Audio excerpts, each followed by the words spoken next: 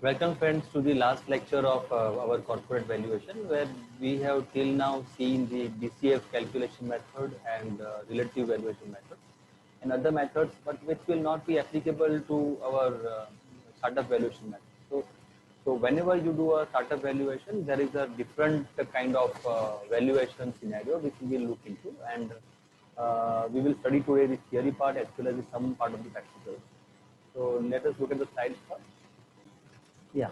So in this startup valuation, what we have seen is the the startup valuation method is not exactly what we do as per the other valuation method. So uh, in the startup valuation, we do not have the past history of the company. We do not have the exact uh, future prospects. Yes, we have the idea.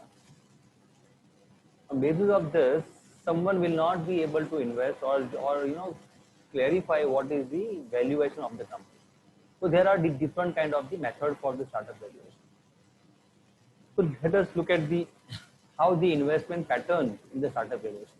So PE fund or the VC firm may invest in mature companies with the growth potential. So normally they invest into mature companies. So mature companies are easy to evaluate, but startup company is not. They have various methods to value the mature companies. However, DCF become the cumbersome to be applied on a startup firm. The input data is insufficient because it is just a startup and requires many assumptions and adjustments in order to carry out the DCF valuation. So startup firms are basically valued by the investor on the basis of perceived return they expect in future. So here the investor will see the idea and estimate that what will be the expected IRR or ROI if he invests in this particular business. PE evaluates by looking at the entry and exit multiples. So he will have the pre-valuation and post-valuation. Entry and exit multiples are basically multiples of earning or revenue. Mostly they use PE multiples or EV EBITDA multiple, or they use EV sales multiple. Seed capital can be arranged by convertible debt rather than equity. So obviously nobody is going to invest as the equity part. So they will do a convertible debt where they will get the interest. And even the startup company, the interest is deductible expenses. So it will be a tax saving. Equity is issued only when the firm has a valuation. Convertible debenture is a loan extended by investors to the startup firm that gets converted into equity later on. Exact time frame is not known for conversion. It is assumed to be placed like somewhere around 5 to 7 years. Sometimes the time may be specified along with the valuation cap or conversion discount of both. So initially, whenever person or the investor invests, they decide both time of conversion and the ROI. So valuation cap is maximum value of startup company at which investor will convert the debt into equity. So the value is already fixed. It is like pre-money valuation of startup.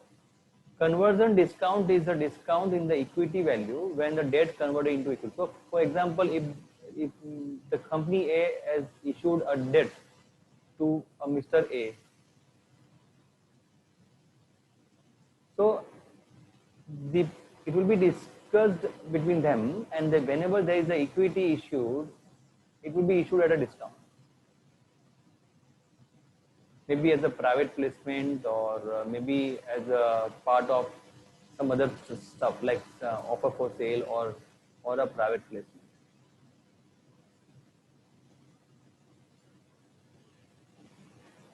The series of equity shares is issued. So there is series of equity series A, equity series B, or equity series C, whatever. That is issued.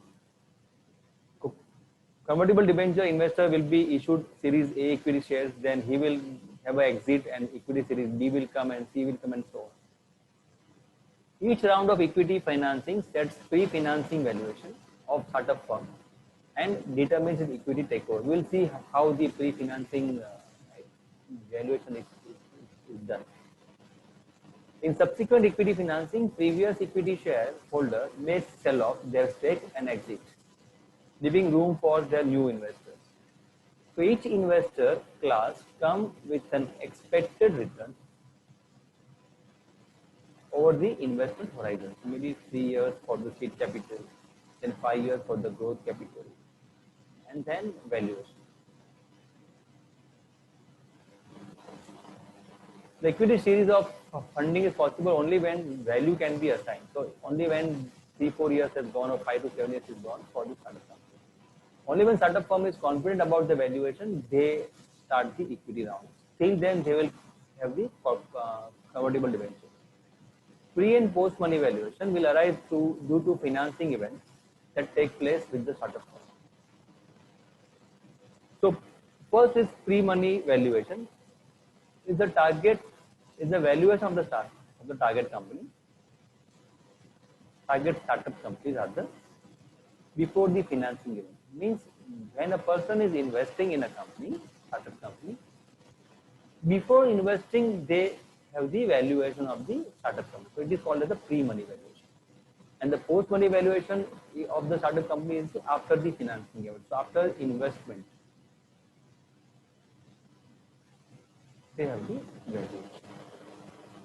So this is how the valuation starts. Say for example,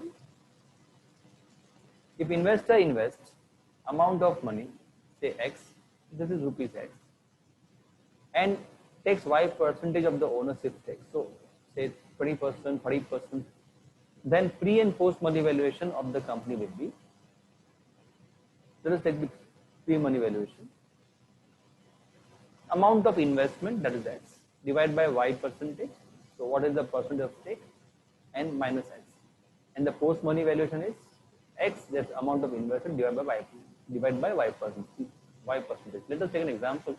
If person invests in a company 100 crore at a stake of 25%. What is the pre-money valuation of the company? 100 crore divided by 25%. So it comes to 66. 100 divided by 25%. It comes to 400 crore. This is pre-money valuation of the company. Now what is the post-money valuation? So this part remains the same. So 400 crore minus how much he has invested? So 300 crore. That is the pre-money valuation. So obviously the company has valued 300 crore and Mr. X has invested 100 crore. So 300 plus 100 comes to 400 crore. That is the post-money valuation. So higher the pre-money valuation makes investment expensive for the investor, but the fund cheaper for the founder, and the lower the pre-money valuation makes funding very expensive for the founder. So if you have higher the pre-money valuation, then it makes the investment expensive. If this pre-money valuation is not 300 crore and 100 crore and 25% stake, so similarly it will change. Now the exit value. So exit value of the PE fund is also known as the terminal value of the investment, the way we were having in the DCF method. It is the selling price of the startup company in future days. The investor exit at this value. Time horizon is 5 to 10 years. Exit value or the enterprise value at a multiple of sales, earning or a profit. You're using the EV to sales or EV to EBITDA or the PV ratio as I discussed earlier. The multiple is determined from standard average of the industry of which the company belongs. So after 2-3 years, they will have some competitors or they may have some previous companies or based on the data available in the market or the platform. There are many softwares available where you get the company's performance online. So from that they will take this sample selected of the same company, similar company, and accordingly they will find out what is the multiple to be framed. So friends, this is what about the startup valuation. With this, we are completing our corporate valuation series, and really it was a nice experience with you guys. I got many many queries also, and people have taken some suggestions. I also learned a lot out of this. I will always say people keep learning, grow yourself. Sky is the beginning. There is no limit.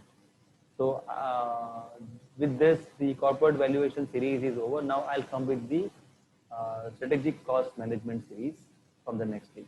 There will be around 9 lectures as usual, and we'll be covering the all kind of stuff where we can reduce the or the manage the cost of the company, where we will have valuation concept or value chain management or any concept like ABC analysis, ABC costing basis, some kind of stuff where we will have the we will look at the particular business as a cost reduction mechanism. So, friends, till then, thank you very much. Please visit to my videos on the YouTube channel, and thank you very much.